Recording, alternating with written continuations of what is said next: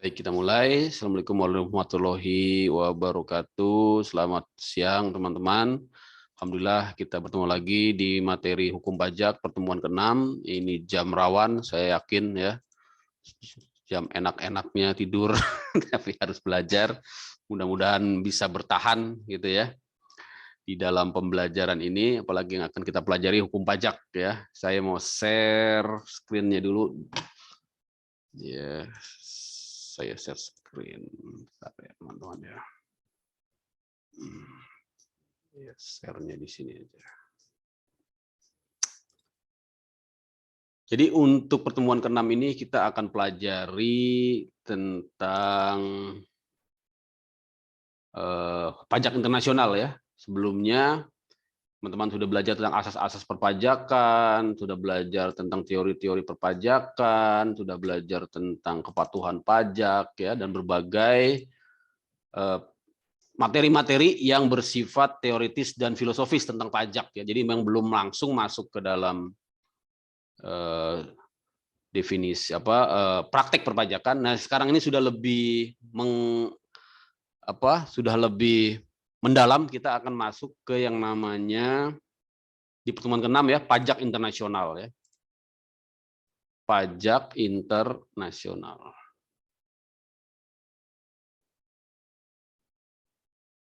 Nah, ini ya. Pajak internasional. Apa sih pajak internasional itu? Teman-teman bisa baca ya. Ini definisi yang pertama kali disampaikan ya oleh Dr. Mansuri ya. Teman-teman nanti bisa baca bukunya Dr. Mansuri, bukunya tentang pajak internasional. Cari aja di Google ya, bisa beli di Tokopedia atau di marketplace ya. Atau nanti saya share juga, saya nanti punya juga modul ya. Nanti saya share modul pajak internasional, nanti saya share ke salah satu mahasiswa. Jadi pertama kali pajak internasional itu didefinisikan oleh Dr. Mansuri ya teman-teman. Itu mengatakan bahwa yang dimaksud dengan pajak internasional itu adalah ya tentang pengenaan pajak penghasilan. Jadi bicara pajak internasional apa sih? Ternyata pajak penghasilan ya teman-teman ya. Ini definisi awal ya. Jadi teman-teman harus catat ini definisi awal. Nanti definisinya berkembang. Mengapa berkembang? Ya karena memang dinamis ya. Pajak internasional ini dinamis, bergerak terus. Dulu di awal-awal didefinisikan oleh beliau, ini hanya pajak penghasilan saja. Pajak penghasilan siapa? Pajak penghasilan ya wajib pajak dalam negeri ya. Jadi pajak penghasilannya Finito ya, pajak penghasilannya Adinda, Mesita ya. Yang ada syaratnya yang apa? Yang ya bersumber dari luar negeri. Ya, jadi dapat penghasilan dari luar negeri. Nah, itu definisi itu masuk ke dalam bahasan pajak internasional. Kemudian mendapat sebaliknya ada warga negara asing ya. Nah, misalnya ya warga negara asing atau wajib pajak luar negeri lah istilahnya, bukan warga negara asing ya. Kalau di dalam pajak itu tidak mengenal kewarganegaraan sebenarnya ya. Nanti teman-teman harus paham yang namanya tax resident atau kewarganegaraan dalam hukum pajak itu berbeda dengan kewarganegaraan dalam hukum hukum kewarganegaraan lah ya, atau hukum imigrasi ya. Karena warga negara asing bisa saja dia tax residentnya Indonesia ya, selama dia bertempat tinggal ya, berdomisili di Indonesia lebih dari 183 hari atau 6 bulan lah gitu ya teman-teman ya. Jadi walaupun Mister siapa misalnya ya, taruhlah Mister Putin lah gitu, Putin gitu ya. Walaupun dia warga negara Rusia, dia aduh ya karena pusing di negaranya perang mulu, saya ke Indonesia aja lah ya, di Bali kan. Ya, 8 bulan di Bali. Dan dia jadi tax residentnya Indonesia, dia harus bayar pajak di Indonesia. Gitu ya teman-teman ya. Nah, itulah masuk ke dalam bahasan pajak internasional. Kenapa masuk ke dalam bahasan pajak internasional? Karena di sini sudah ada unsur internasionalnya. Sudah ada unsur internasionalnya. Apa unsur internasionalnya? Yaitu adanya orang asing, warga negara asing ataupun warga pajak luar negeri, dan adanya penghasilan dari luar negeri. Jadi sudah lintas negara lah. Internasional itu kan maksudnya lintas negara. Jadi sebenarnya itu teman-teman ya. kalau kita bahas tentang pajak internasional. Nah, nanti berkembang lagi. Ya, berkembang lagi yang namanya definisi pajak internasional. Apa itu? Nah, ini ya. Jadi kalau sekarang bicara pajak internasional juga terkandung di dalamnya perdagangan internasional. Jadi sebenarnya kalau bicara pajak internasional secara luas, tidak bisa lepas juga dengan perdagangan gitu ya. Seperti misalnya sekarang perdagangan barang ya, perdagangan jasa ya, baik itu barang berwujud maupun barang tidak berwujud ya. Di situ ada aspek pajak internasionalnya karena sudah lintas negara ya. Apalagi definisi pajak kan luas, tidak hanya pajak penghasilan sebenarnya ya. Sekarang ada yang namanya PPN ya. Bagaimana sih memajaki PPN atas transaksi digital? Misalnya teman-teman nonton transaksi digital atas barang digital ya. Teman-teman nonton Netflix ya. Netflix itu kan sebuah barang digital ya. Nah, yang menjadi masalah Netflix ini yang punya misalnya orang Amerika gitu ya, perusahaan Amerika. Servernya ada di Amerika gitu ya, atau ada di mana gitu ya, di luar negeri. Tapi yang nonton orang Indonesia, yang menikmati orang Indonesia. Sedangkan definisi dari pajak pertambahan nilai itu adalah konsumsi ya. Pajak atas konsumsi. Nah, kemudian bagaimana cara memajakinya? Nah, itu ya. Itu masuk juga, makanya masuk ke dalam definisi pajak internasional. Jadi luas ya pajak internasional itu, teman-teman ya. Tidak hanya PPH, tapi juga sebenarnya masuk PPN juga ya. PPN dalam pengertian perdagangan internasional ya, tadi ya teman-teman ya. Itu ya. Jadi di sini terkait juga dengan orang pribadi atau badan yang bertempat kedudukan di suatu negara ya, bersedia melakukan perdagangan ya. Jadi mengapa perdagangan internasional ini masuk ke dalam bahasan pajak internasional? Karena memang titik mulanya gitu ya, tercetusnya pajak internasional ini dari adanya perdagangan internasional tadi ya. Jadi orang luar negeri melakukan impor misalnya ya, atau melakukan ekspor gitu ya, atau melakukan investasi ya, dia memiliki penghasilan ya, memiliki modal, memiliki aset, tapi dia berinvestasi di negara lain ya, sebagai investor gitu ya, sebagai investor. Nah, ini nanti menjadi objek bahasan pajak internasional. Kenapa? Karena nanti ketika dia mendapatkan penghasilan di luar negeri ya, misalnya di Indonesia, misalnya tadi Mr. Putin tadi ya, dia banyak duit di Rusia ya, karena lagi perang sama Ukraina. Wah, saya mau bikin bisnis susah nih di Rusia ya, mau buka warteg apa ya susah ya, perang terus gitu ya. Saya buka di Indonesia aja gitu kan. Akhirnya dia pindah ke Indonesia, mungkin dia belum pindah, hanya dia nyari warteg di Indonesia yang bagus ya. Saya tanam modal di sini ya. Saya kontak, saya datang sebentar di Indonesia ya, seminggu 2 minggu, ketemu sama ya penjual wartegnya. ini kita bikin sederhana aja ya, warteg ya, gampang ya. Tapi ya tentunya kalau orang Rusia, apalagi Putin ya, bukan warteg lah ya. Misalnya apa gitu ya, yang keren lah ya. Bisnis apa sih ya, sepak bola gitu ya, apa ngambil apa namanya tim ngambil apa investasi di bidang olahraga gitu ya, atau mall atau apalah ya. Bisnis artinya rudal. Gitu. Hah? Apa? Bisnis rudal. Bisnis rudal. bisa. Bisnis rudal ya. Jadi ya karena dia mau bikin rudal di Rusia kan gampang, apa maksudnya ribet gitu kan. Wah, lagi perang gitu. Oh iya, ini Indonesia nih ada pabrik rudal di situ kan. Nah, atau kita bikin aja pabrik di Indonesia gitu ya. Jadi seperti itu teman-teman. Nanti kan si Mr. Putin ini walaupun dia masih tax resident di Rusia, dia dapat penghasilan dari Indonesia.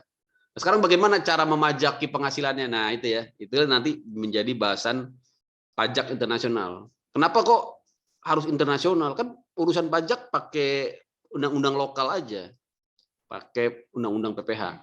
Karena nanti kalau tidak dibahas secara internasional, ya kalau tidak gunakan hukum pajak internasional, akan terjadi yang namanya double taxation. Nah ini teman-teman ya, nanti kita belajar yang namanya double taxation atau dualisme ya, atau double yurisdiksi ya, pemajakan. Jadi si Putin ini nanti gara-gara dia bikin pabrik rudal di Indonesia, dia dapat penghasilan di Indonesia, tapi penghasilannya bisa habis tergerus. Kenapa? Karena dipajaki di Indonesia dan dipajaki di Rusia. Kok bisa gitu? Ya orang Indonesia wajib kantor pajak Indonesia begitu ngelihat duit ya ditransfer ke Putin ya kan di Rusia, langsung dipotong di sini kan, kena PPH. PPH pasal 26 namanya. PPH kepada orang asing lah gitu ya, atau kepada wajib pajak wajib pajak luar negeri ya. Akibatnya si Putin tadi kena potongan 20%. Di negaranya, di Rusia sana, pajaknya sama 20% juga karena kena tarif PPH umum. Ya, kena tarif PPH umum ya sekitar segitu juga lah. Ya, ada yang 20%, ada yang 25%, ada yang berapa? 17%. Itu ya, teman-teman ya. Jadi memang itu memberatkan. Akhirnya si Putin tadi ya boro-boro dia dapat untung, malah akhirnya dia habis ya, keuntungannya habis dengan adanya pemajakan berganda dari dua negara. Nah, itulah pajak internasional. Jadi tujuannya apa? Agar tidak dipajaki dua kali. Caranya bagaimana? Nanti kita kenal yang namanya tax treaty ya, teman-teman. Tax treaty atau disebut juga P3B. Perjanjian penghindaran pajak berganda ya, itu ya teman-teman ya. Jadi awal mulanya itu, jadi dari adanya perdagangan internasional yang seharusnya perdagangan internasional itu memberikan manfaat ekonomi, ya timbal balik kedua negara, ya adanya produktivitas, ya komoditas dari luar negeri yang meningkatkan produktivitas, ya meningkatkan kesempatan kerja karena adanya persaingan, ya adanya gairah ya di dalam perekonomian, ya. Tapi di sisi lain, ya ada potensi terjadinya tadi ya dual taxation, dua kali pemajakan ya, terutama karena adanya investasi ya yang dilakukan oleh perusahaan-perusahaan multinasional ya di suatu negara ya. Nah, ya yang seharusnya ekspor tadi bertambah ya, perekonomian menuju kepada industrialisasi, tapi di satu sisi ada yang namanya potensi tadi ya perang pajak ya. Kok bisa perang ya, karena masing-masing negara kalau tidak dibatasi, kalau tidak diatur dalam hukum pajak internasional berupa tax treaty tadi, tentunya akan cenderung ya untuk memanfaatkan sebesar-besarnya potensi pajak ya yang ada di negaranya, termasuk yang bersumber dari ya warga negara ataupun wajib pajak luar negeri gitu ya teman-teman ya. Nah, jadi bicara tentang pajak internasional, ini kita bicara tentang kebijakan pemajakan dalam arus internasional, penghasilan yang ada di dalam arus internasional tuh ya. Jadi yang menjadi poin penting di sini, yang dimaksud dari kebijakan pemajakan dalam pajak internasional itu adalah perluasan pemajakan penghasilan dalam negeri. Artinya sebenarnya yang dipajaki itu adalah penghasilan dalam negeri, ya kan? Nah, tetapi dapat diperluas dengan menggunakan asas worldwide income misalnya. Jadi worldwide income itu juga dianut di Indonesia. Ternyata tidak hanya penghasilan yang didapat di dalam negeri, ya, juga penghasilan yang di luar negeri. Tapi ini terbatas kepada wajib pajak dalam negeri, ya teman-teman ya. Kemudian juga ekualitas atau keadilan ya. Jadi di sini menganut ya kalau kebijakan pemajakan ya termasuk yang di Indonesia ya perlakuan yang sama antara wajib pajak ya atas objek yang sama ya, baik itu wajib pajak dalam negeri ataupun luar negeri. Seperti tadi Mr. Putin tadi dapat keuntungan dari usaha warteg ya atau usaha pabrik rudal di Indonesia, kalau nggak dipajaki ya berarti nggak adil dong ya. Kok Pak Jono ya misalnya ya, atau Pak siapa Timbul ya warga negara Indonesia yang punya warteg ya atau punya pabrik rudal dia dipajakin, kok giliran si Mr. Putin dari Rusia nggak dipajakin? Tentunya tidak adil. Nah inilah akhirnya dengan asas keadilan ini, ya baik itu warga negara asing, tax resident luar negeri maupun tax resident dalam negeri, dia tetap harus dipajaki, ya itu teman-teman ya. Yang ketiga, netralitas, artinya negara tidak mencampuri, mempengaruhi maupun mengarahkan wajib pajak untuk melakukan investasi di dalam ataupun di luar negeri. Tidak boleh ada orang investasi dihalangi, tidak boleh ada orang investasi disuruh ke sini, disuruh ke sana, nggak boleh. Itu diberikan kebebasannya, freedom of investment gitu ya, freedom of investment, freedom of trading gitu ya, freedom of movement gitu ya teman-teman ya. Nah, tapi kebijakan pemajakan nanti diarahkan untuk tujuan-tujuan tertentu bisa. Misalnya sebelum Undang-Undang Cipta Kerja ya, itu kan pajak dikenakan terhadap dividen dikenakan pajak ya, dividen. Tapi dengan adanya Undang-Undang Cipta Kerja, apabila dividen yang diperoleh dari luar negeri, dia tidak lagi dipajaki selama ditanamkan ataupun diinvestasikan di Indonesia. Jadi ini memancing orang untuk berinvestasi di dalam negeri. Tapi tidak boleh misalnya kemudian orang dihalang-halangi untuk berinvestasi di luar negeri, hanya dibuatlah kebijakan yang sifatnya memancing tadi ya, atau men-trigger ya, atau memberikan manfaat ya kalau orang menginvestasikan dananya di dalam negeri dengan cara dibebaskan pajak. Gitu ya teman-teman ya. Kemudian tentunya tujuan dari kebijakan pemajakan ya, termasuk di bidang pemajakan internasional juga diarahkan kepada apa? Kepada pengumpulan penerimaan negara, gitu ya. Pengumpulan penerimaan negara.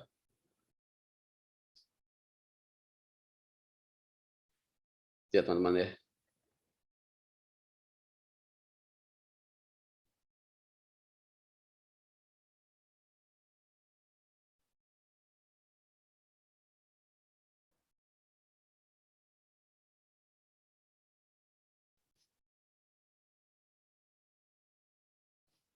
Berikutnya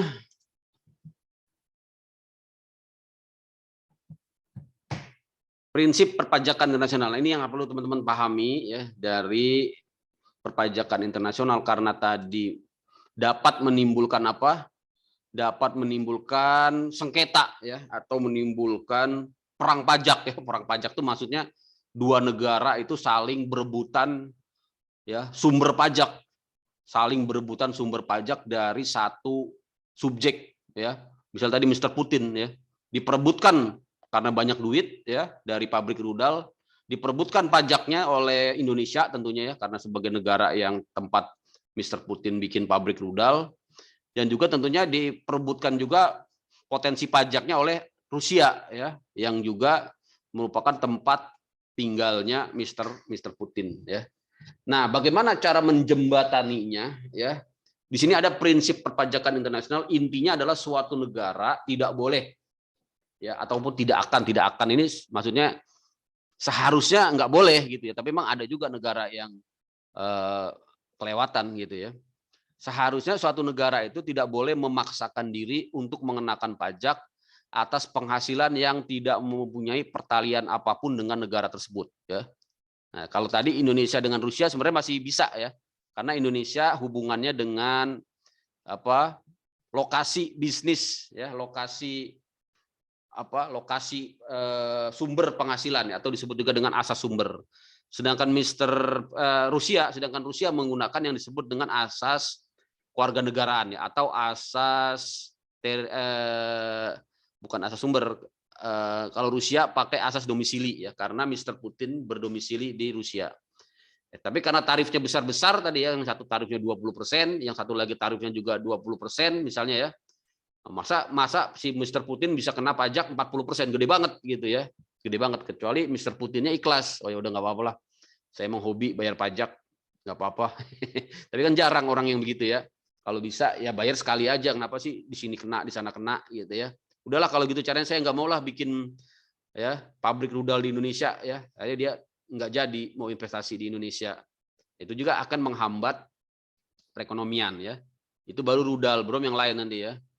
Ya yang pabrik mie ya, pabrik cilok ya, pabrik apa gitu. Nggak jadi jadinya ya, sepi ya jadinya ya. Itulah kenapa diperlukan pajak internasional, tidak lain adalah untuk mengatur ya. Jadi di sini pertama prinsipnya tidak boleh ada negara yang sama sekali tidak ada pertaliannya, tidak ada keterkaitannya, tahu-tahu memajaki ya. Kalau tadi kan masih bisa ya, masih ada lah Indonesia. Tahu-tahu ada negara ya mau ikut-ikutan majakin Putin ya.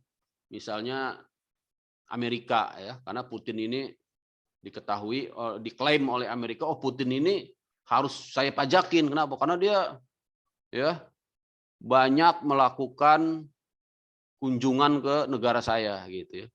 Si Putin ini sering juga ke Amerika ya. Sering ke Hawaii ya, berlibur.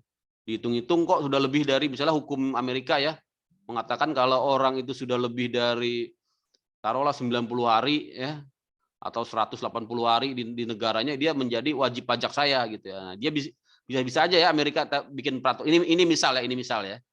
Bisa saja Amerika bikin peraturan begitu ya. Atau Amerika memajaki Putin karena oh ternyata Putin ini berdarah Amerika gitu ya, berdarah Amerika ya. Ternyata dicari silsilahnya, oh dia masih keturunan Amerika misalnya gitu ya. Atau jangan Putin lah ya. Kalau Putin kan asli Rusia ya. Misalnya namanya siapa ya?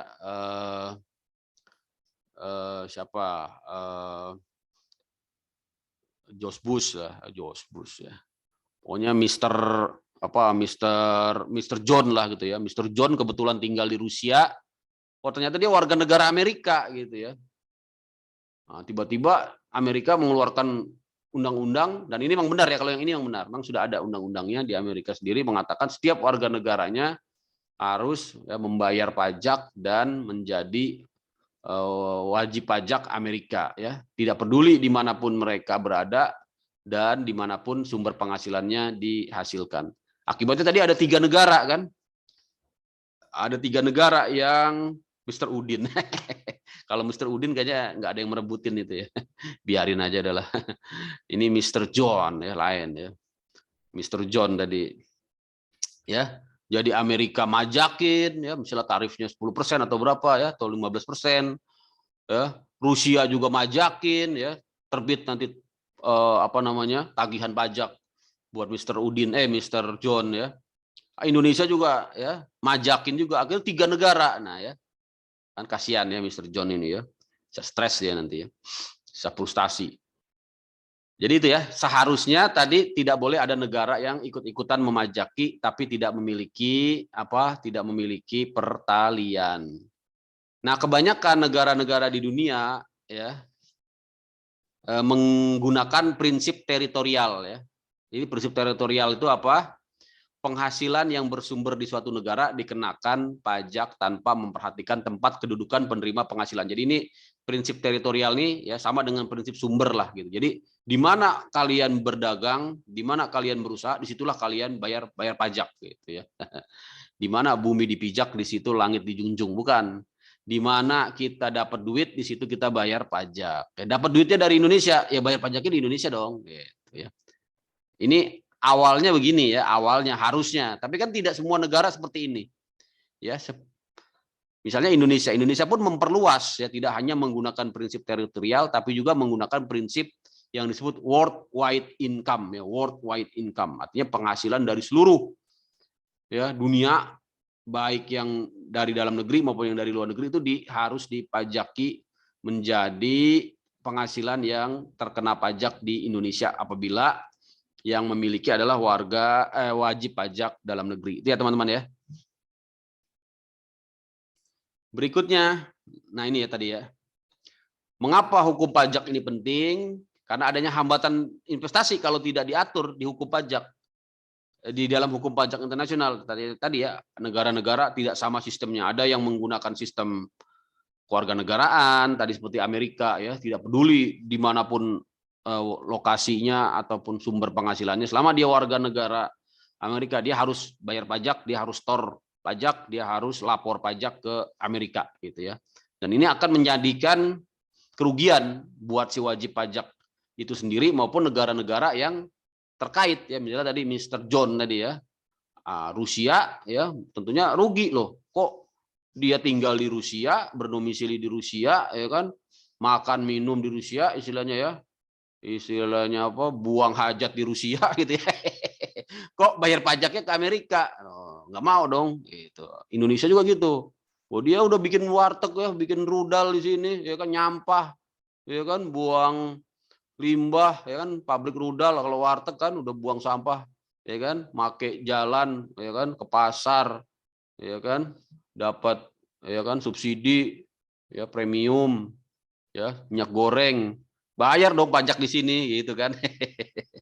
Jadi masing-masing negara punya alasan. Nah, kalau nggak diselesaikan, ini bisa berantem, ya, bisa perang nanti gara-gara urusan, ya, rebutan pajak, gitu ya teman-teman ya. Jadi dampak negatifnya, ya, terhadap pengusaha, ya, sebagai subjek pajak, ya, terkena yang namanya pajak berganda, ya, dan tentunya akan menghambat investasi. Ya, tadi akibatnya ya Mister Ujon tadi, ya, daripada saya ribet dipajakin di sana, dipajakin di sini, udahlah saya nggak kemana-mana lah. Saya di kampung saya aja lah, di Rusia ini kena bom lah, biarin gitu ya. Yang penting saya nggak dipajakin rame-rame gitu ya teman-teman ya. Sekarang apa sih sumber hukum pajak internasional? Ternyata tetap harus berdasarkan undang-undang pajak domestik ya teman-teman. Jadi bicara pajak internasional tidak jalan kalau undang-undang domestiknya tidak mengatur. Jadi tetap diaturnya di undang-undang domestik.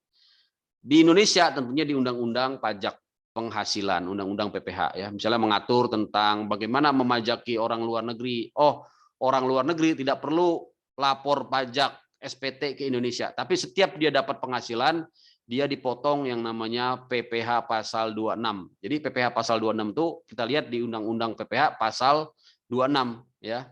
Nah, di situ dilihat apabila penghasilan dalam bentuk royalti, dalam bentuk pembayaran jasa ya, dalam bentuk apa lain-lain gitu ya, itu dikenakan yang namanya PPH pasal 26, yaitu dipotong 20% gitu ya. Tapi kalau dia punya tax treaty, nah ini kita ada istilah baru, tax treaty ya, atau disebut juga double tax agreement, macam-macam ya. Disebut juga agreement for the avoidance of double taxation and the prevention of fiscal evasion with respect to tax on income. Wah, panjang sekali ya. Makanya ada panjang macam-macam namanya ya. Ada agreement, ada treaty, ada konvensi ya, ada perjanjian bilateral agreement. Tapi secara umum biasanya dikatakan di dalam hukum pajak ya, itu tax treaty ya. Jadi kalau kita bilang tax treaty, ya itu maksudnya adalah ini, maksudnya adalah double tax agreement atau agreement for the avoidance of double taxation. Ternyata yang diatur di tax treaty sekarang ini bukan cuma masalah penghindaran double taxation saja, tapi juga masalah mencegah ya, prevention, mencegah ya, ataupun prevention ini mencegah ataupun apa namanya memberantas lah gitu ya. Fiscal evasion. Nah, apa sih fiscal evasion ini? Fiscal evasion ini artinya kemarin sudah belajar yang namanya tax evasion dan tax avoidance ya. Jadi fiscal evasion ini merupakan pelarian pajak yang bersifat fraud lah gitu ya, atau yang bersifat aktif. Kemarin kan sudah kita bagi ya, ada yang aktif, ada yang pasif ya. Jadi pelarian pajak lah, penghindaran pajak ya, penghindaran pajak. Memang istilahnya macam-macam, ada yang bilang fiskal. Di sini istilahnya fiscal evasion, tapi intinya adalah pelarian pajak ya. Baik pelarian pajak yang karena fraud maupun pelarian pajak yang berdasar yang masih dalam bingkai hukum, artinya memanfaatkan celah-celah peraturan undang-undangan. Nah, ya, itu bisa masuk ke dalam agreement yang disebut dengan tax treaty ya, teman-teman ya. Ini pelan-pelan nanti teman-teman belajar. Ya, ini sangat menarik sebenarnya ya, dan bisa dibikin tulisan. Saya sudah nulis tentang ini ya. Ini teman-teman bisa cek di Google Scholar. Saya ada bikin jurnal tentang di IBLAM ya, ada di jurnalnya IBLAM. Teman-teman buka aja di IBLAM Law Review ya, IBLAM Law Review. Saya ada nulis itu, IBLAM Law Review. Ya, cari aja di Google ya. Di tahun lalu saya nulis, tapi tahun ini saya agak berat mau nulis karena lagi sibuk nyelesain disertasi. Tahun lalu saya bikin 6 tulisan jurnal di IBLAM 3, di luar negeri ada 3 juga. Ya, alhamdulillah lagi ada waktu. Sekarang kayaknya agak berat. Ya, itu ya teman-teman ya. Apa tadi? tentang tax treaty ya. Saya nulis juga tentang tax treaty. Tax treaty antara Indonesia dan Belanda. Jadi tax treaty antara Indonesia dan Belanda ya itu banyak dimanfaatkan oleh wajib pajak terutama dari perusahaan multinasional untuk menghindari pajak. Caranya bagaimana? Karena ada klausul di dalam tax treaty Indonesia Belanda yang mengatakan bahwa pembayaran bunga ya tidak dikenakan pajak di Belanda. Nah, itu memancing ya perusahaan-perusahaan multinasional untuk melakukan ya rekayasa seolah-olah banyak sekali bunga-bunga yang harus dibayar ke Belanda. Ya, memang Belanda itu kan kota bunga ya, maksudnya banyak bunga tulip di situ. Ternyata bukan itu aja. Ya, bunga bank ya juga bermunculan gara-gara adanya tax treaty Indonesia Belanda gitu ya. Jadi caranya bagaimana? Perusahaan-perusahaan itu membuat ya seolah-olah ada badan-badan pemberi utang di Belanda ya. Nah, nanti badan-badan pemberi utang itu ya atau finance ya dijadikan tempat untuk ya seolah-olah ada pinjaman.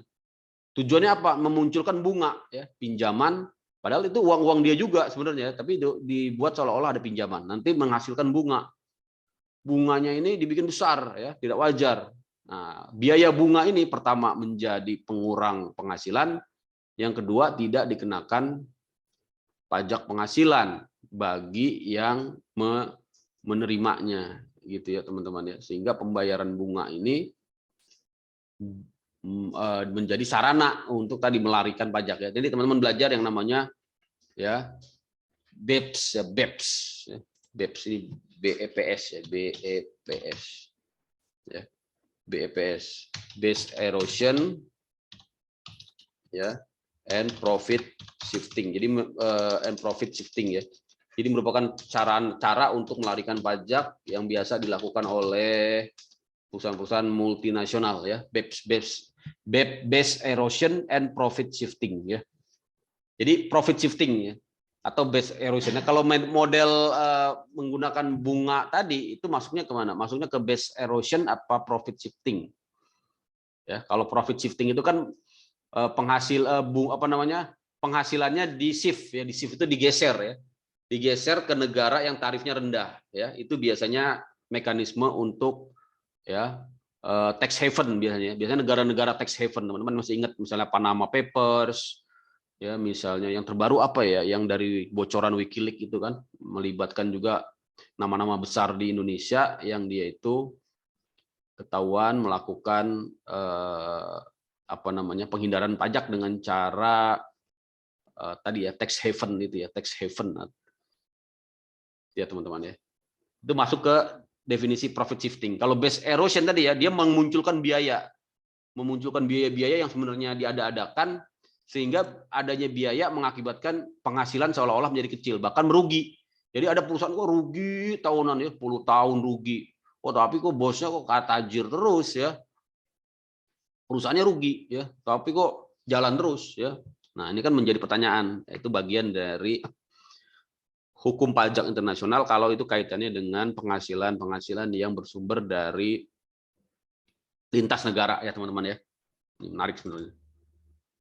Jadi apa sumber hukumnya di dalam pajak internasional? Tidak lain adalah undang-undang pajak domestik ya. Karena nanti untuk bisa memajaki ya wajib pajak luar negeri ya maupun sumber-sumber pajak luar negeri itu dasarnya undang-undang domestik. Tapi undang-undang domestik ini kemudian tunduk. Nah, ini saya katakan tunduk ya. Bukan tunduk sebenarnya ya. Menundukkan diri hampir sama ya. Tunduk kepada siapa? Tunduk kepada tax treaty. Kok bisa undang-undang domestik tunduk kepada tax treaty? Ya karena memang di undang-undang pajak kita juga sudah menyatakan seperti itu ya. Jadi teman-teman lihat di undang-undang PPH misalnya ya.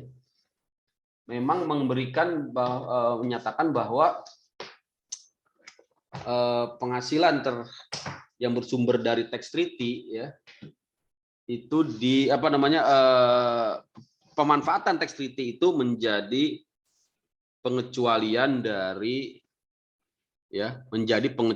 dari undang-undang pajak domestik itu ya teman-teman ya, menjadi pengecualian dari undang-undang pajak domestik. Jadi memang secara unilateral, artinya secara kesadaran sendiri dari bangsa Indonesia dalam bentuk undang-undang PPH sudah memberikan, sudah melepaskan gitu ya kewenangannya ataupun sebagian haknya kepada tax treaty itu ya teman-teman ya. Jadi apakah tax treaty ini leg spesialis dari undang-undang pajak penghasilan? Nah ini ada yang berpendapat seperti itu ya. Ada yang berpendapat leg spesialis. Sebenarnya bukan leg spesialis. Kalau saya tidak setuju dikatakan tax treaty itu leg spesialis. Mengapa? Karena kalau leg spesialis itu kan undang-undang dengan undang-undang, ya enggak? Misalnya undang-undang tipikor leg spesialis dengan undang-undang KUHP ya kan? Atau apalagi yang sifatnya leg spesialis, undang-undang perkawinan leg spesialis dengan undang-undang perdata ya, dengan kitab undang-undang hukum perdata ya. Jadi ketentuan perkawinan ya mengacu ke pasal-pasal yang ada di undang-undang perkawinan gitu ya. Undang-undang pokok agraria leg spesialis dari buku 2 hukum benda ya di undang-undang hukum perdata ya kan. Itu kan kedudukannya sama-sama undang-undang. Sama-sama undang-undang. Tapi kan kalau tax treaty bukan undang-undang ya. Tax treaty sendiri sebenarnya perjanjian internasional yang kemudian diratifikasi. Walaupun diratifikasi dengan undang-undang ya. Dan juga ada juga yang diratifikasi dengan Perpres. Tapi sebenarnya kedudukannya tidak sama dengan undang-undang ya, kedudukan tidak sama dengan undang. Mengapa tax treaty itu bisa berlaku? Karena dia diberlakukan dengan ya undang-undang pajak penghasilan. Undang-undang pajak penghasilan itulah yang memberikan ya kekuatan hukum pada tax treaty untuk bisa berlaku di negara Indonesia. Itu ya teman-teman ya. Jadi bukan bersifat leg spesialis itu menurut saya. Jadi teman-teman silakan bisa gali lagi pengertian yang sebenarnya, apakah tax treaty itu leg spesialis dari undang-undang pajak penghasilan. Kalau saya katakan bukan leg spesialis, tapi sebaliknya undang-undang pajak penghasilan lah yang memberlakukan tax treaty. Jadi tetap mengacu ke undang-undang pajak penghasilan. Itu ya teman-teman ya. Nah sekarang masih di pengertian ya, masih di pengertian pajak internasional ya. Tadi kita sudah bahas tentang pengertian yang dari Dr. Mansuri. Sekarang kita lihat dari 2 tokoh yang lain, yaitu dari Rohmat Sumitro dan dari Prof. Adriani ya. Yang dari Rohmat Sumitro ya, di sini dia kembali menegaskan ya bahwa yang dimaksud dengan hukum pajak internasional adalah hukum pajak yang bersifat internasional ya. Enggak, Prof. Sumitro mengatakan belum ada hukum pajak yang bersifat internasional. Ini menurut Prof. Sumitro ya, pada saat beliau mengeluarkan pendapatnya, dia mengatakan belum ada hukum pajak yang bersifat internasional. Melainkan yang ada adalah hukum nasional yang diterapkan pada keadaan internasional. Nah ini tepat juga ya, sama seperti yang tadi saya sampaikan. Jadi tidak tepat kalau tax treaty itu dikatakan sebagai leg spesialis gitu ya.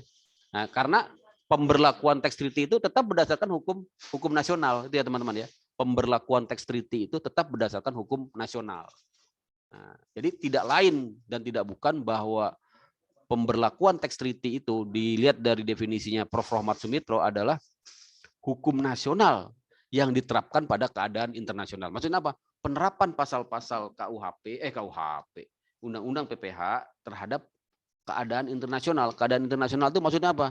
Maksudnya tadi ada Mr. Putin, ya, Mr. John, ya, yang menanamkan modal di Indonesia dan mendapatkan penghasilan di Indonesia, ya, atau sebaliknya, ya, ada Mr. Udin tadi ya, yang mendapatkan penghasilan dari Rusia, ya, atau mendapatkan penghasilan dari Amerika, ya, itu adalah keadaan internasional. Gitu ya teman-teman ya.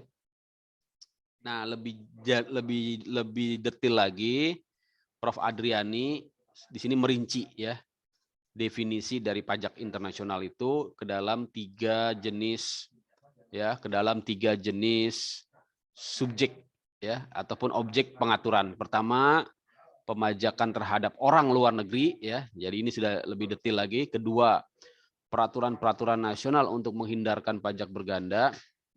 Yang ketiga tentang traktat-traktat. Gitu ya, teman-teman ya. Nah, ini dari tadi saya terus nih ya. Ada yang mau nanya-nanya? Belum, Pak, belum. Belum ya? Oke. Bisa di copy penjelasan saya? Bisa, Pak. Bisa ya? Alhamdulillah kalau bisa. Kalau nggak bisa nanti bisa diputar ulang lagi di YouTube ya. Nanti saya share di YouTube, teman-teman bisa dengerin pelan-pelan gitu ya. Jadi yang kita bahas di hukum pajak internasional sebenarnya tidak lain dan tidak bukan adalah tentang perjanjian perpajakan. Ini kita akan fokus di sini ya. Perjanjian perpajakan sendiri ternyata tidak hanya terbatas pada yang namanya tax treaty ya, tetapi juga di dalamnya ya berbagai bentuk perjanjian lain yang sekarang kita kenal, misalnya ada perjanjian pertukaran informasi ya yang disebut dengan ya change of information ya, change of information AOI ya, AOI ya, agreement of ya change of information ya. Itu antara otoritas pajak di seluruh dunia ya, mereka sama-sama berbagi informasi ya, bahkan tidak hanya itu, sekarang otoritas perpajakan di seluruh dunia ya, tapi tidak seluruh, ada yang masuk ada yang enggak ya, tapi sebagian besar sudah masuk, itu bisa melakukan ya hubungan mutualisme ya dalam bentuk penagihan pajak bersama gitu ya. Jadi kalau ada utang pajak Mr. Putin ya yang belum bayar pajak di Indonesia gara-gara dia bikin pabrik rudal di kita, nah kita bisa minta bantuan Rusia untuk menagihkannya gitu ya. Nah, itu kalau sudah terjadi yang namanya perjanjian perpajakan. Kalau belum ya nggak bisa gitu ya, berat ya, kan harus dulu dilakukan perundingan, negosiasi sampai adanya kesepakatan yang saling menguntungkan ya. Kalau ujuk-ujuk kita minta Rusia nagih pajak Mr. Putin ya, belum ada perjanjian perpajakan, itu tentunya tidak bisa ya, tidak bisa. Ya teman-teman ya. Jadi harus ada dulu perjanjian perpajakan yang saling menguntungkan. Apa saja bentuk-bentuk perjanjian perpajakan? Nah, sebenarnya teman-teman ya, bicara tentang perjanjian perpajakan, kita juga harus lihat juga berbagai perjanjian antar negara ya, baik yang bersifat bilateral, artinya ditandatangani oleh dua negara, misalnya tax treaty antara Indonesia dengan Singapura, atau yang bersifat multilateral. Ya. Yang bersifat multilateral itu artinya ditandatangani oleh banyak negara ya. Misalnya contohnya GATT ya, GATT ya, GATT ya. General Agreement on Tariff and Trade. Ini ditandatangani oleh banyak negara ya. Di sekarang ini ya mungkin sudah lebih dari 100 negara ya, sekitar 150-an negara, hampir seluruh negara di dunia ya tergabung di dalam GATT yang merupakan awal mula dari Organisasi Perdagangan Dunia atau WTO ya teman-teman ya. Itu contoh dari perjanjian multilateral. Itu di bidang tarif ya, tarif biaya masuk ya, termasuk juga di bidang perdagangan, dan juga di dalam GATT juga ada bidang investasi, termasuk juga di dalam GATT juga mengatur tentang hak atas kekayaan intelektual ya. Jadi teman-teman nanti bisa lihat di GATT, di situ ada artikel-artikelnya ya. Mulai dari biaya masuk ya, biaya masuk anti dumping, biaya masuk tindakan pengamanan, masuk situ ya, nilai pabean, termasuk juga hak atas kekayaan intelektual, perlindungan hak atas kekayaan intelektual, termasuk juga investasi ya. Untuk pajak memang belum diatur di dalam GATT ya, belum diatur di dalam GATT.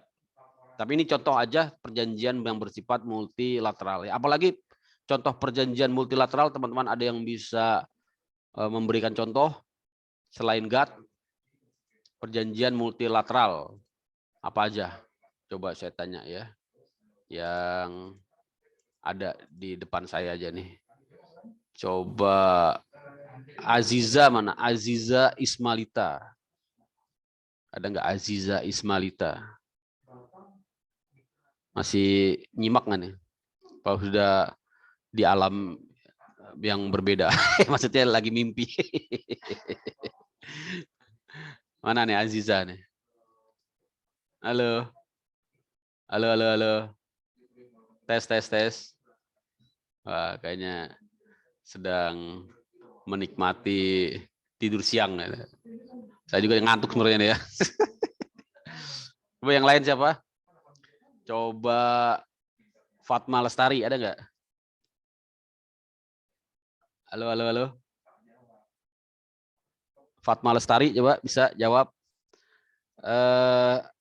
Berikan contoh perjanjian multilateral. Saya Pak, saya. Coba. Siapa? Diana. Diana Jabira. Iya, itu salah satu contohnya konvensi PBB tentang hukum laut. Oh, pinter banget ini. Bener-bener ya. Contohnya Iya ya, kan, multilateral iya. ya. Kita kan negara cuma dibatasin sama laut-laut doang. Siap. Udah belajar hukum laut ya?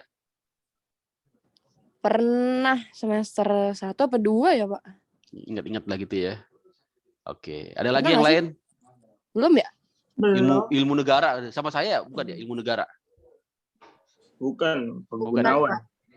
Pak Gunawan Nahrawi ya? Ketua ya, ketua rektor ya. Oke. Ya, tentunya itu ya, convention UNCLOS ya, United Nation Convention Law of the Sea ya, multilateral ya. Tadi ada yang bersifat bilateral ya. Ada juga yang bersifat regional ya. Ada juga yang bersifat Jadi kalau multilateral dia antar negara tapi tidak dibatasi dalam satu wilayah ya. Ada lagi yang bersifat wilayah atau regional. Nah, yang berbentuk regional apa contohnya? Perjanjian antar negara atau perjanjian internasional yang bersifat regional. Coba bisa kasih. Yang pasar bebas ASEAN tuh regional kan, Pak? Nah, itu dia benar ya. Contohnya pasar bebas ASEAN ya. Jadi ASEAN itu masuk ke regional ya. Sekarang banyak ya, ada ASEAN, ada lagi sekarang kawasan Pasifik ya. Pasifik itu kan wilayah ya, wilayah negara-negara yang ada di wilayah sekitar Samudra Pasifik ya. Itu mengikatkan perjanjian internasional dalam bentuk Trans-Pacific Partnership ya, TPP ya, TPP ya. Itu ya. Ada juga sekarang misalnya ASEAN plus gitu ya. Karena misalnya ASEAN sebagai perjanjian regional juga mengikatkan perjanjian perdagangan misalnya dengan Australia dan New Zealand sehingga namanya perjanjian ASEAN AANZ namanya ASEAN Australia New Zealand ya. Itu juga masuk ke perjanjian yang bersifat regional. Gitu teman-teman. Jadi ada satu lagi ini ya.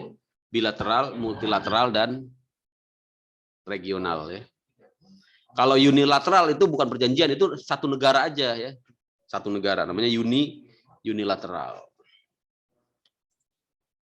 Baik, saya kira. Nah, ini yang paling penting ya teman-teman ya, sebelum nanti kita masuk ke studi kasus aja lah. Tadi saya kasih studi kasus ya. Jadi teman-teman silahkan pelajari. Jadi di sini ada 3 asas, 4 sebenarnya, yang menjadikan perseteruan ya antar negara ya di dalam memajaki satu subjek ataupun objek pajak. Ya, asas domisili ya tadi sudah saya jelaskan, misalnya Mr. Putin dipajaki di negara Rusia dengan asas domisili karena Mr. Putin berdomisili di Rusia ya. Sehingga wajar Rusia ya mengenakan pajak kepada Mr. Putin. Tapi di sisi lain dengan adanya asas sumber, Indonesia juga berwenang untuk memajaki Mr. Putin. Ya, kenapa? Karena Mr. Putin mendapatkan penghasilan dari Indonesia, ya, sehingga negara asal atau negara sumber penghasilan di sini berwenang memungut pajak yang disebut dengan asas sumber, ya teman-teman ya. Berikutnya ada yang disebut dengan asas kebangsaan. Ini jarang ya. Asas kebangsaan ini mendasarkan kepada status kewarganegaraan.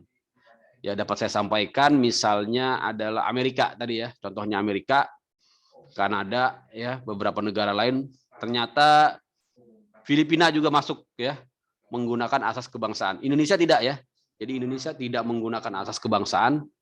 Indonesia menggunakan asas domisili tadi ya. Juga menggunakan asas sumber tentunya. Dan juga terakhir menggunakan asas teritorial. Jadi asas teritorial ini ya berlaku untuk semua negara sebenarnya ya. Artinya asas ini menyatakan bahwa ya barang siapa yang melibatkan diri dalam perekonomian suatu negara ya melalui kegiatan apapun yang dilakukan di negara tersebut ya, maka perundang-undangan perpajakan negara itu berlaku terhadap ya negara terhadap mereka ya. Jadi ini sini asas teritorial artinya sudah menggunakan asas berlakunya ya hukum nasional terhadap wilayah ya, terhadap wilayah ataupun yurisdiksi gitu ya teman-teman ya.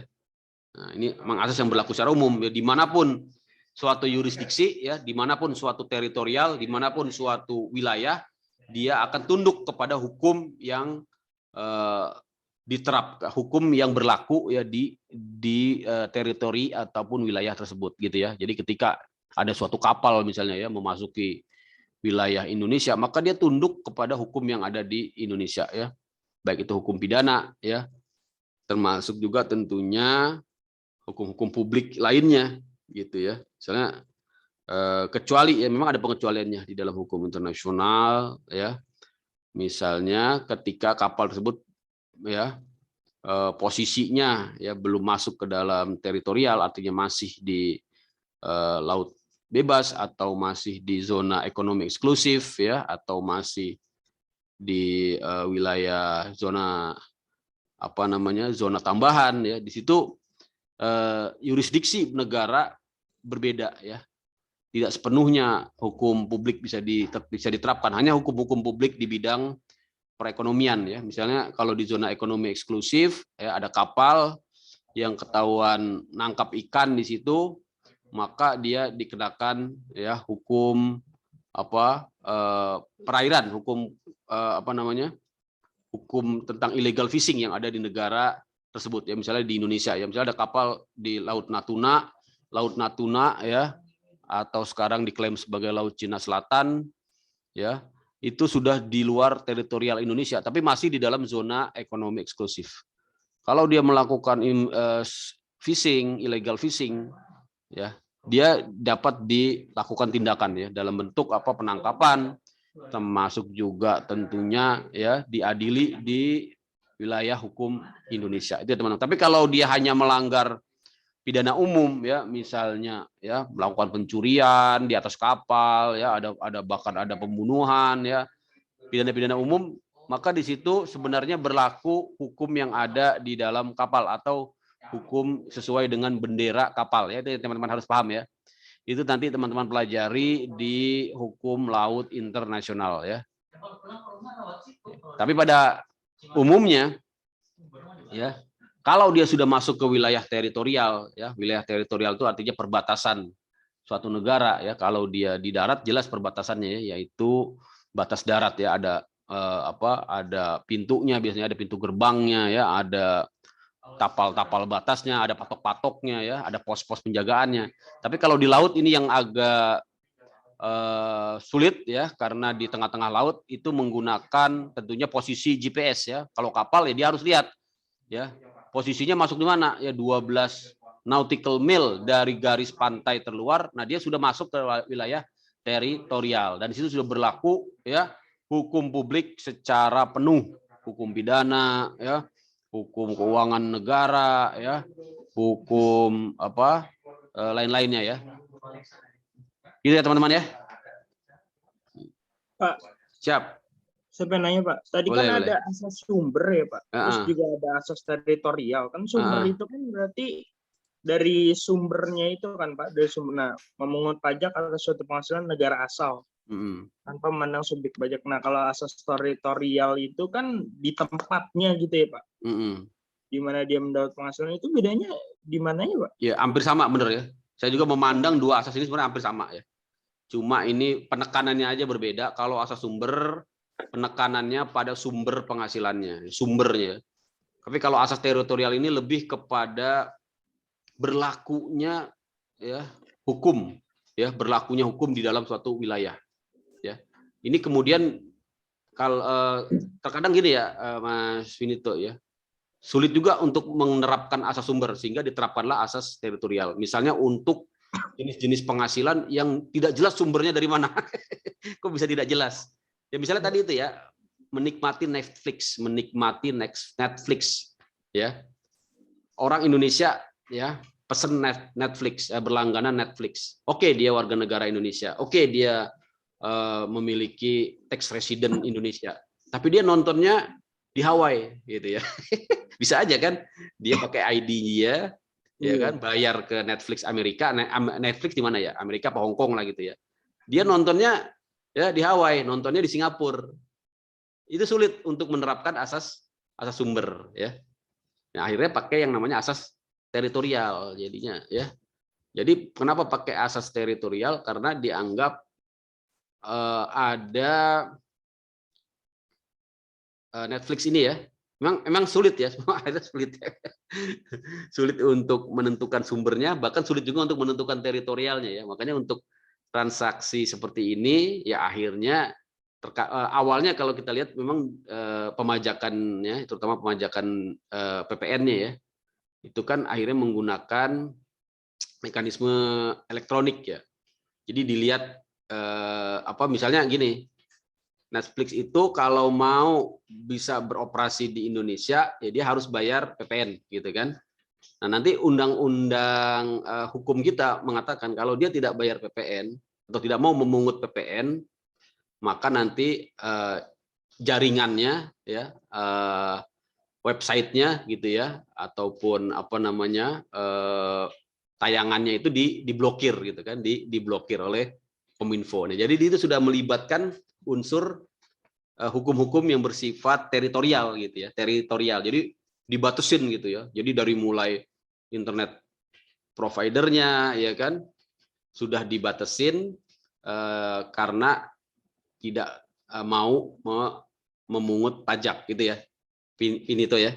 Jadi memang ada irisan yang sangat besar antara asas sumber dengan asas teritorial ini. Tapi untuk kasus-kasus tertentu ya kita bisa membedakan gitu ya.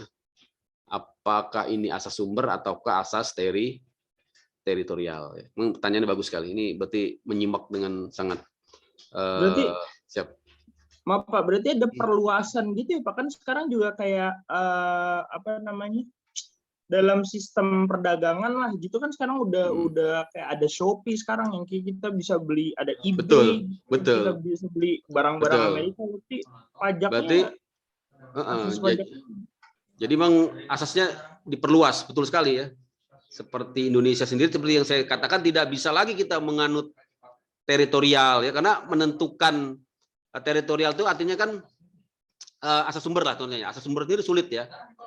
Asas sumber itu sulit karena kalau sumber itu dilihat dari lokasi gitu kan. Akhirnya sumber itu sekarang dilihat dari perspektif yang lebih luas, tidak hanya lokasi pemanfaatan jasanya aja gitu ya, tapi mungkin dilihat juga dari segi pemakaian tadi ya, internetnya gitu ya, lokasi pengiklanannya, macam-macam ya. Jadi nanti yang disebut dengan economic economic presence ya, kehadiran ekonomi gitu ya, kehadiran ekonomi. Akhirnya memang menggunakan perluasan itu ya, tidak murni garis batas wilayah, tidak murni lokasi suatu negara ya, economic presence gitu ya, economic presence. Itu ya teman-teman ya. Tapi ini pun sulit ya.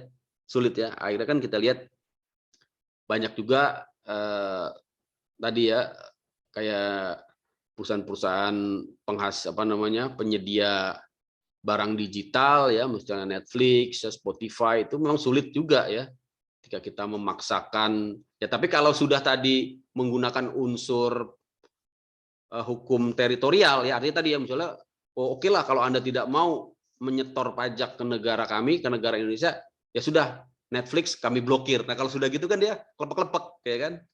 Padahal sebenarnya belum jelas juga tuh pengguna Netflix itu bener nggak sih orang Indonesia, ya kan? Karena kan bisa aja dia pesan langganan Netflix, oh bukan buat saya gitu ya. Misalnya saya ya, Finito pesan Netflix ya, berlangganan Netflix, tapi yang pakai ya ID-nya dikasih ke omnya Finito di Filipina ya, apa di Malaysia, ya kan bisa aja kan. Ya, akhirnya seperti itu ya. Nah, emang ini rumit tapi tadi bagus pertanyaannya. Memang di sini ada modifikasi ya, tidak murni teritorial ya, tidak murni juga asas sumber ya untuk jenis-jenis transaksi, terutama atas transaksi barang digital. Jadi tidak termasuk di salah satu ataupun mix antara asas teritorial, asas sumber ya, asas kebangsaan. Jadi teman-teman bisa dalami lagi, tadi pertanyaan bagus sekali ya, khususnya untuk barang digital sebenarnya pakai asas apa sih gitu ya. Itu bisa dibikin jurnal.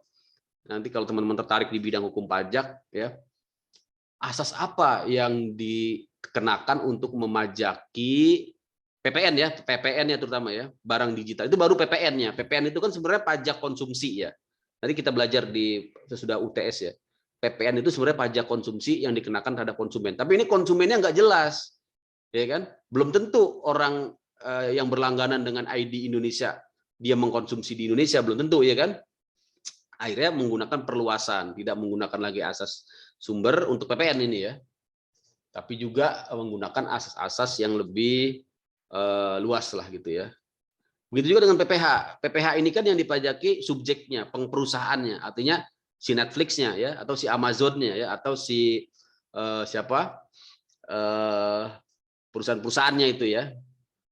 Ini lebih sulit lagi ya, bahkan hampir tidak bisa di-capture ya. Akhirnya potensi pajaknya hanya dari PPN saja. Atau sekarang ada yang namanya pajak baru yang kemarin saya sampaikan ya, pajak transaksi digital ya, pajak transaksi digital kalau nggak salah namanya. Jadi mix gabungan antara PPN dengan pajak penghasilan gitu ya. Yang penting ada kontribusi dari penyedia barang digital tersebut terhadap ya pemajakan di negara yang konsumennya banyak di situ ya. Walaupun memang nanti tidak benar-benar valid ya, ataupun tidak benar-benar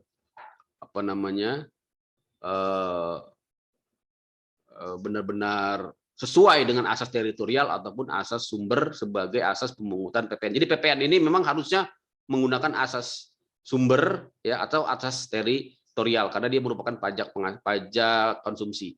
Tapi untuk PPH ya, ini pun lebih sulit karena PPH itu kan harus dipungut oleh negara yang bukan dipungut ya. PPH ini terutama PPH Wadan ya. Nah, itu lebih sulit lagi karena dia dipungut oleh negara yang tempat dia tax resident. Sedangkan perusahaan ini tax residentnya juga nggak jelas ya.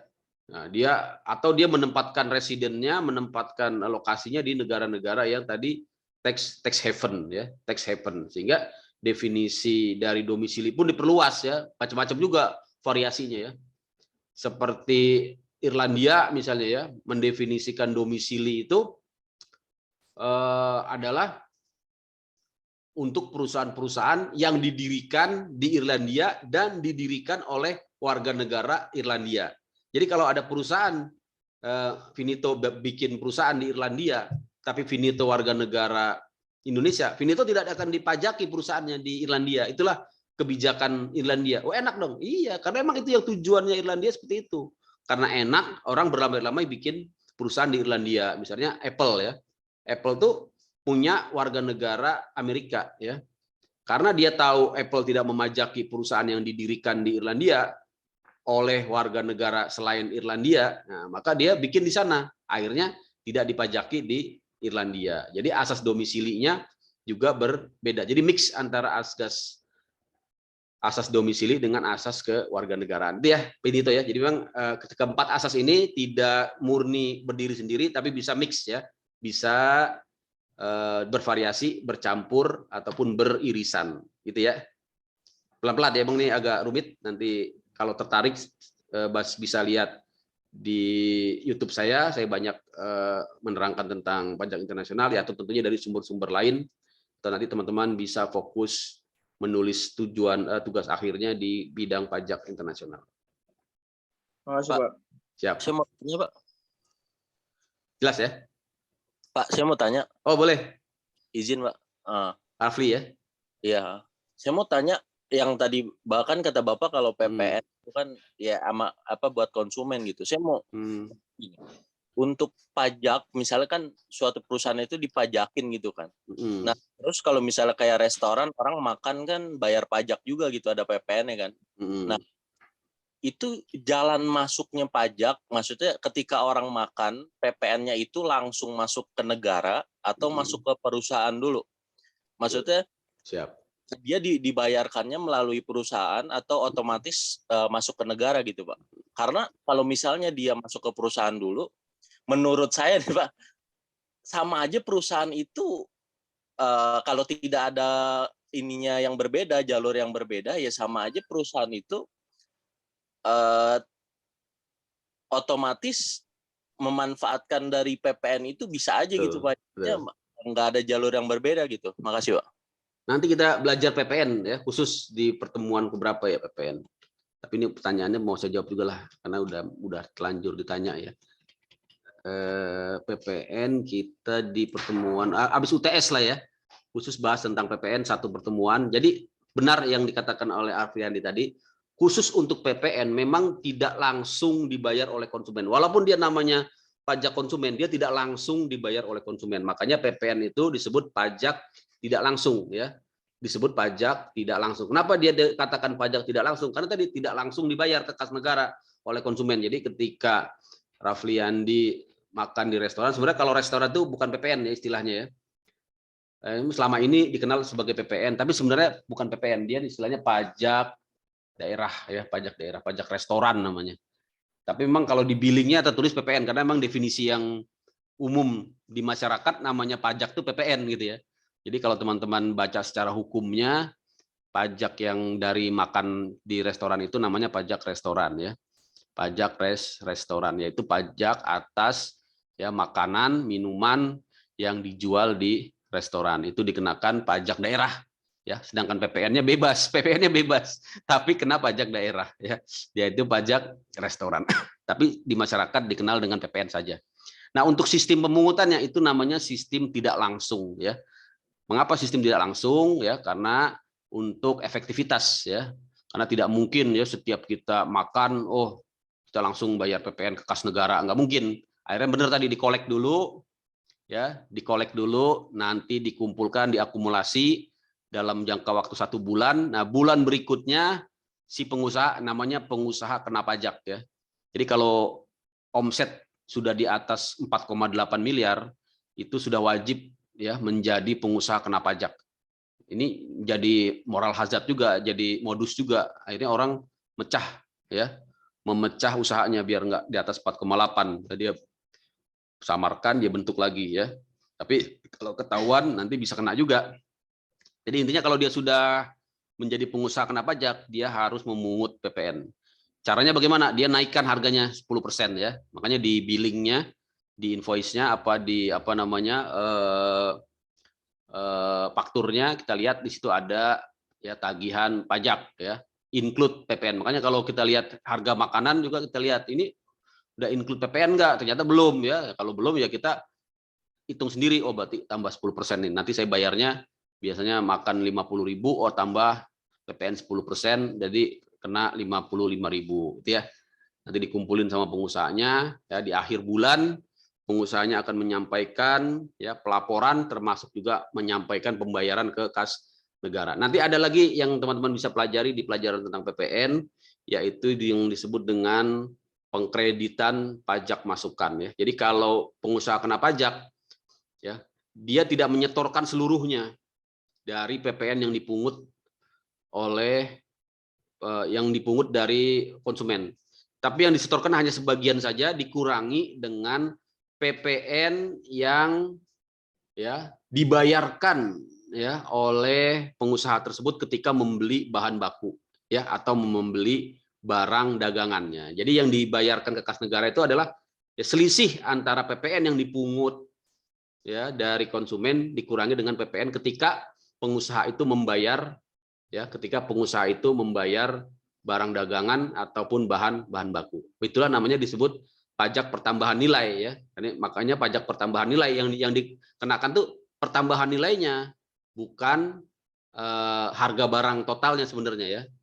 Nah, itu disebut juga dengan sistem non akumulasi namanya. Jadi tidak akumulasi ya, hanya selisih dari pajak keluaran dan pajak masukan. Nanti kita belajar di pertemuan keberapa, saya kira 10 atau 11 sesudah UTS. Tapi mungkin bukan dengan saya, bisa juga nanti dengan Bu Agnes Harvilian ya, karena saya lihat di kelas reguler itu 2 dosennya ya.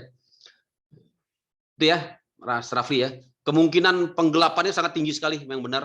Salah satu kasus pajak yang paling banyak naik ke pengadilan adalah penggelapan PPN ya. Sangat menggiurkan sekali karena sudah ditampung dulu uang pajaknya 10%, kalau kali ya 1.000 ya kan. Satu makanan aja tadi 5.000 ya. Contohnya 1.000 ya, 5.000 kali 1.000 udah berapa tuh ya, 5.000 berapa, 5.000 kali 1.000 udah 5 juta gitu ya. 5 juta, 5.000 kali 1.000 berapa ya? 5.000 kali 5 juta ya. 5.000 kali 1.000 ya 5 juta. Ya kalau barangnya 5.000 ya, kalau yang itu kan miliaran itu, aduh ini sayang nih saya store semua ke negara. Akhirnya dia ya bermodus ya, modusnya waduh saya coba umpetin aja nih, omsetnya diumpetin. Yang tadi namanya base erosion tadi ya. Jadi ya billingnya dibikin double ya, atau bukan kalau bikin double, billingnya diumpetin separuh ya, kadang-kadang gitu ya. Jadi ada kasir 2, nah yang satu aja yang dilaporin ke pajak ya, kasir yang sebelah ya itu dimasukkan ke pembukuan sendiri gitu ya. Itu tujuannya untuk tadi ya. Dan itu kalau ketahuan dia kena pasal pidana. Pasal berapa nanti teman-teman catat, nanti kita bahas di pertemuan terakhir setelah UTS, yaitu tentang tindak pidana perpajakan. Itu kena yang namanya penggelapan faktur pajak ya, di pasal 39A Undang-Undang KUP ya. Sanksinya tinggi sekali ya. Sanksinya tinggi sekali, pasal 39A. Ya. Pasal 39A itu mana dia? Pasal 39A. Nah, ini ya. Menerbitkan atau menggunakan faktur pajak, bukti pelunasan pajak, bukti pemotongan pajak yang tidak berdasarkan transaksi sebenarnya ya. Atau menerbitkan faktur pajak tetapi belum dikukuhkan ya. Pasal 39A ya, dipidana dengan pidana paling lama 6 tahun penjara, pidana penjara paling lama 6 tahun ya, paling sedikit 2 tahun, dan denda ya. Dan denda paling sedikit 2 kali ya. Nah, paling banyak 6 kali gitu ya. Jadi dia menerbitkan faktur pajak atau menggunakan faktur pajak tidak berdasarkan transaksi sebenarnya ya. Ini juga bisa masuk ke sini ya. Gitu ya teman-teman ya. Pasal 39 ya. Jadi dia menerbitkan tuh faktur pajaknya, tetap dia terbitkan. Artinya tagihan PPN-nya masih ada, tapi tagihan PPN ini tidak disetorkan ke kas negara ya. Dia bisa kena pidana pasal 39A. Itu ya teman-teman ya. Oke. Kita lanjut ya. Ini udah mau 2:30 ya. Terima kasih, Pak. Siap. Sama 2:30. Ntar lagi lah. Kita selesaikan dulu untuk studi kasus nanti aja deh. Intinya ini baca aja ya, pajak berganda. Tadi sudah saya jelaskan melalui kasusnya Mr. Putin. Intinya sudah jelas ya, di mana adanya satu objek atau satu subjek yang dipajaki lebih dari 1 kali, bisa 2 kali bahkan 3 kali untuk jenis pajak yang sama ya, maupun oleh untuk beberapa macam jenis pajak, baik dilakukan oleh administrasi pajak yang sama maupun yang berbeda ya. Itu definisi pajak berganda. Jadi definisi pajak berganda ya, menurut siapa nih, Dr. Arnold Kneckel ya, mana bacanya nih ya. Jadi ada 2 jenis istilah double taxation ini teman-teman yang perlu catat, nanti mungkin juga kayaknya keluar ya. Jadi pajak berganda dalam pengertian luas ya, kalau diartikan secara luas, pajak berganda ini sangat luas, bahkan kita senantiasa merasa, oh kita ini kok dipajakin secara berganda ya. tadi ya kata Raffiandi, kok makan di restoran ya kena pajak gitu ya. Duit yang saya gunakan itu udah dipajakin ya. Saya dapat gaji udah dipotong pajak sama bendaharawan. Saya mau makan ya, beli nasi pajak lagi ya. PPN tadi ya 10% gitu ya. Lalu duitnya dipajaki lagi gitu ya. Nanti saya beli motor kena pajak. Saya jual motor kena pajak lagi. Gitu. Sampai mati dipajakin juga gitu ya. Akhirnya kita merasa, waduh ini kok bukan double ya, triple ya. Pajaknya macam-macam ya. Itu dapat juga ya, bisa juga didefinisikan sebagai double taxation kalau pengertian secara umum. Tapi dalam pengertian secara sempit, yang namanya pajak ganda itu hanya terbatas kepada pengenaan pajak yang lebih dari satu kali terhadap subjek atau objek pajak yang sama dan juga fiskusnya sama. Nah, itu baru dikatakan double taxation. Jadi tadi ya misalnya Mr. Putin tadi ya. Oh, dia sama-sama aku pajak penghasilan ya. Sama-sama pajak penghasilan. Yang mungut kok dua. Indonesia mungut, sama-sama orang pajak, tapi orang pajak Indonesia sama orang pajak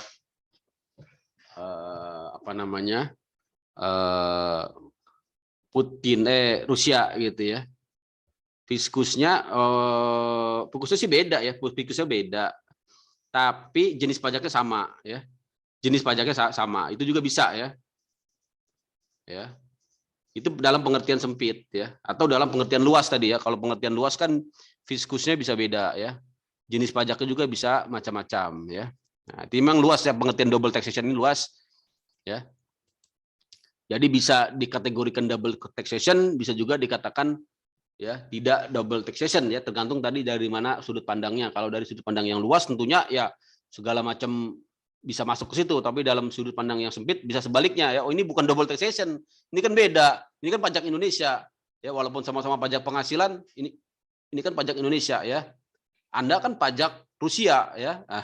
Jadi tidak bisa dikatakan double, tapi ini menjadi double karena kalau diakumulasi tarifnya kan jadi besar sekali tadi ya. Indonesia 20%, Rusia 20% ya, kan si Putin ini berdomisili di Rusia, tapi karena dia warga negara Amerika kena lagi di Amerika misalnya 20%, total 60%. Tidak wajar ya orang dikenakan pajak sampai 60% ya, sampai 70%. Jadi keuntungannya tergerus luar biasa ya. Dan itu yang disebut dengan double taxation. Jadi double taxation juga ya bisa dilihat dari akumulasi hasil tarif akhirnya gitu ya. Hasil tarif akhirnya. Maka itu nanti ditanggulangi ya dengan istilahnya nanti dengan penanggulangan pajak berganda dalam tax treaty ya. Jadi pajak berganda ini definisinya ya.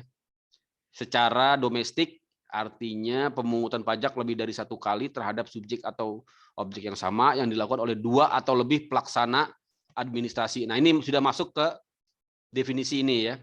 Jadi bisa subjeknya sama, objeknya sama, artinya subjeknya tadi Mr. Putin, objeknya penghasilan, tapi yang memajaki dua ya. Yaitu dua administrasi pemungut pajak, yaitu administrasi pemungut pajak Indonesia artinya Direktorat Jenderal Pajak, dan administrasi pemungut pajak Rusia artinya DJP-nya Rusia gitu ya. Nah, ada juga yang disebut dengan pajak berganda internasional, yaitu pemungutan pajak yang dilakukan oleh dua negara atau lebih terhadap wajib pajak yang sama. Oh, ini dalam konteks internasional. Jadi dalam konteks domestik juga bisa terjadi double taxation. Dalam konteks internasional juga bisa terjadi double taxation. Dalam konteks internasional tadi, Mr. Putin tadi ya. Dalam konteks domestik kok bisa?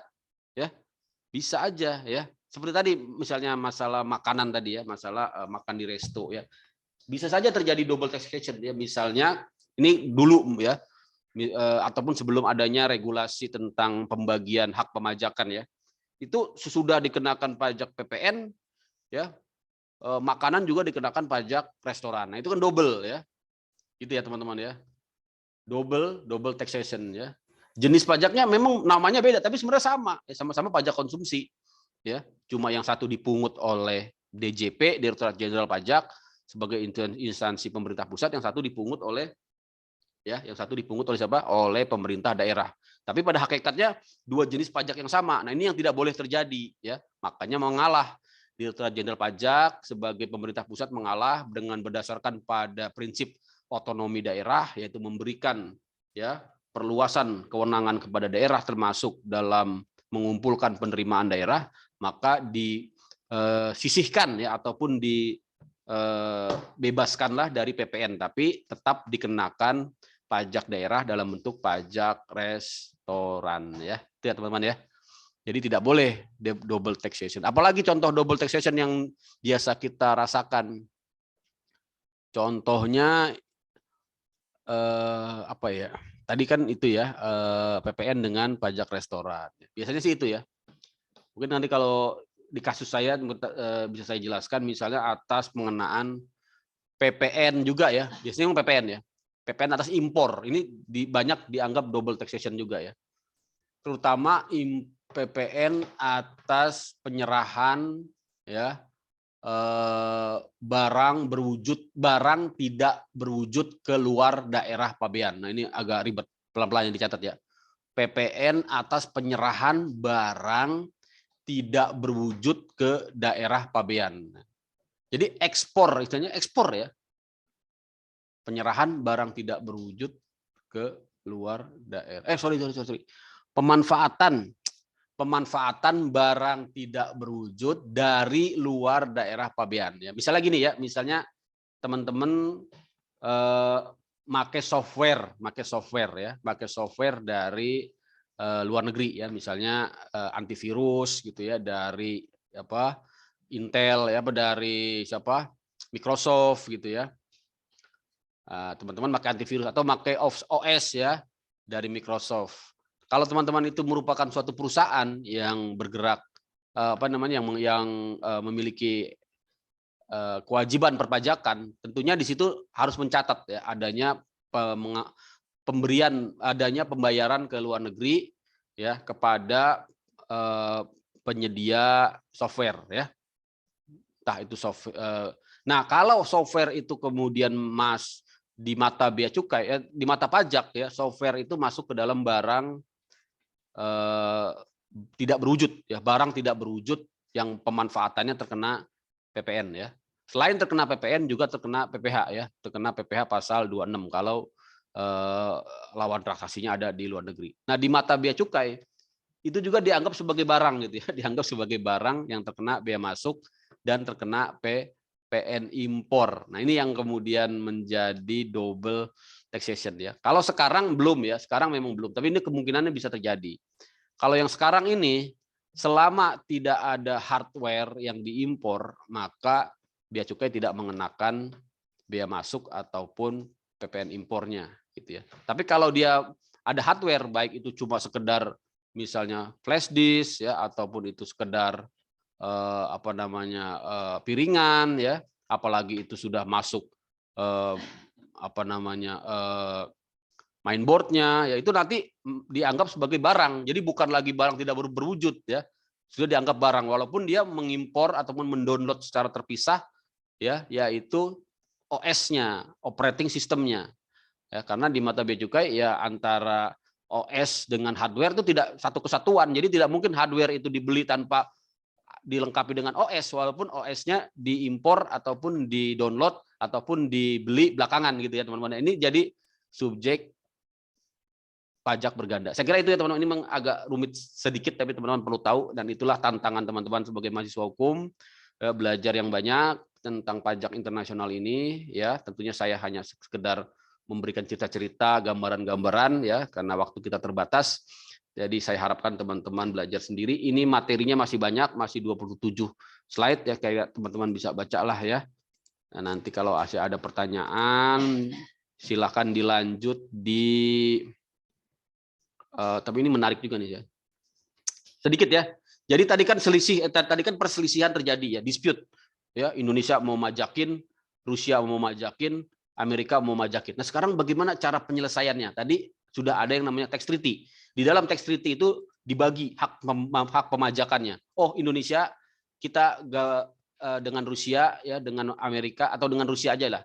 Ya, kita berunding. Oke, Mr. Putin ini boleh kalian pajaki Indonesia, tapi jangan lebih dari 20% atau jangan lebih dari 10%. Itu isi tax treaty.